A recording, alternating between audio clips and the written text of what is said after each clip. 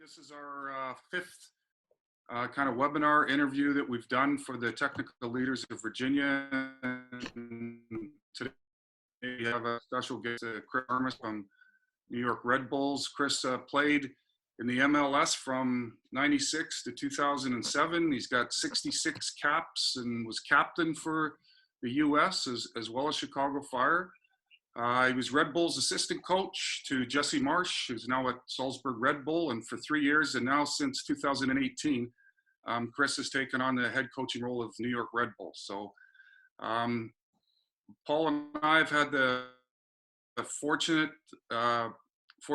feeling to have Chris in a coaching course, and he's a really good, genuine guy. So we appreciate him taking the time to come out of his busy day, because we know the MLS has got the green light for individual training here May 8th. But Chris, welcome, and thanks very much for joining us today. I appreciate you having me on, Gordon, Paul. In the past, we've tried to talk about ways that I could maybe, stop by, chime in, or offer some type of, share some experiences in person. So this is maybe the next best thing, but I'm happy to be sharing some time with you all. Thanks. Well, thanks. Well, we got technical leaders here, so we've come up with a couple of questions. So the first question is, you have a staff at New York Red Bull. What qualities do you look for when you're picking a staff to surround you? Is it human? Is it technical? Is it tactical? Is it loyalty? Is it a combination of those things? What do you look for when you're selecting a staff? Because these guys have their own staffs around them, and they're always looking for people to come on board and looking at different criteria and things like that. So what do you look for? Yeah, look, I haven't had I didn't create the staff from scratch. And without getting into it, if you could do it, what would, it'd be really interesting from scratch.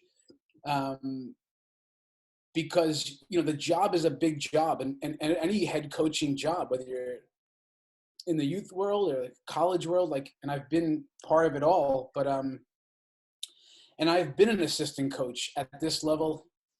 So I think I know a lot of what goes into it, but as I go on right now, for me to do the job correctly, there's just so many details, and then you all know it's every single day.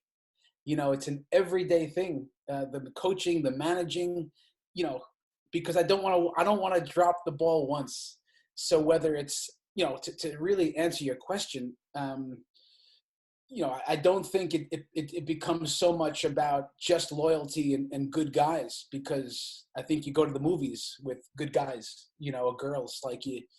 So for me, it's really thinking about, what are my strengths? Do I know who I am? And then do I really know the job? And if I know both of those things, then I know what I need. I don't, and having some different strengths, because, for sure, yes, men, yes, women, having that around, it's certainly not good for anybody, because you can't fool anyone at any level. You just, you're going to come across players, 15-year-old, that you can't fool them. They sniff it out quickly. So you got to know your shit, as much as you can.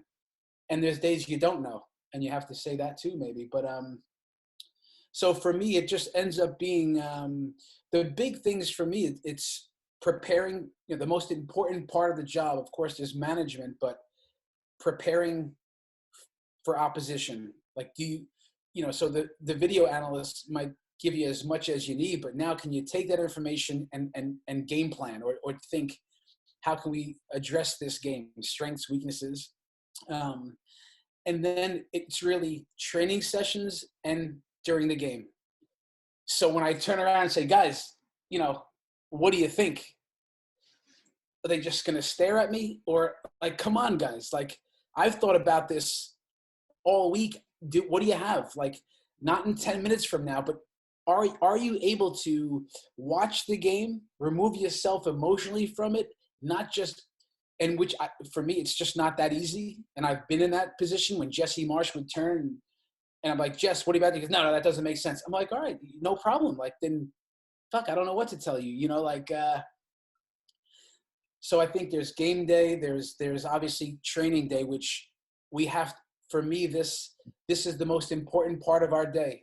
That 90 minutes, that 60 minutes when we're out there, 75 minutes, that we get that right.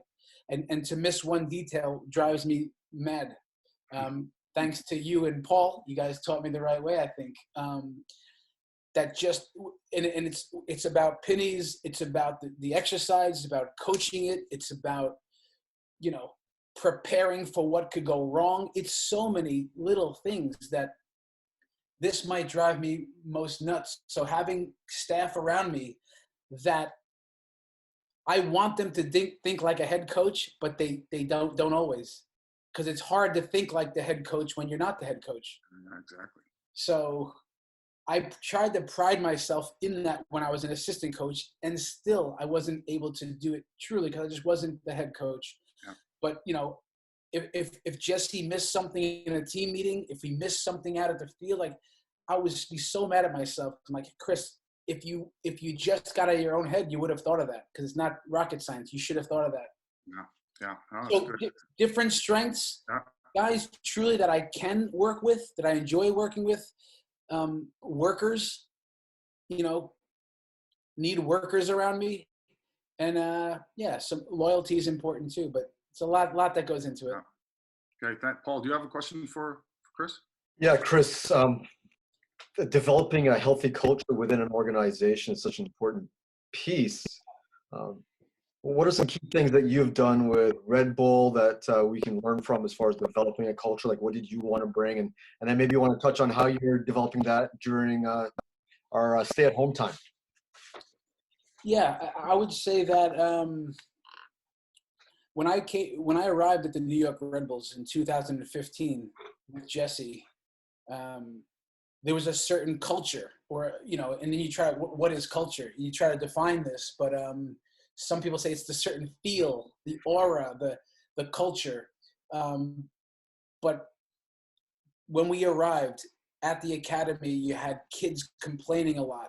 6 inches the ball could be out of bounds, and they're complaining, hands in the air, kids cursing a lot. There was a entitlement piece that you felt at the club. There certainly wasn't a cohesive, it wasn't one, now they say it's one team, one voice at the New York Red Bulls. And I actually feel like we are that, but there was a certain culture that was established. And I think along the way, we just right away set a tone. And then along the way, again, like I started, it's an everyday thing that I think to I don't know, carve out that new culture. Because whether you think you have a good culture or you do nothing, either way, it becomes a culture. Either it's maybe bad or it's a good, or that's just someone's way. But I've tried to define it as a set of standards of how we treat people, how we work, just standards. And the culture that we've set often comes down to the people.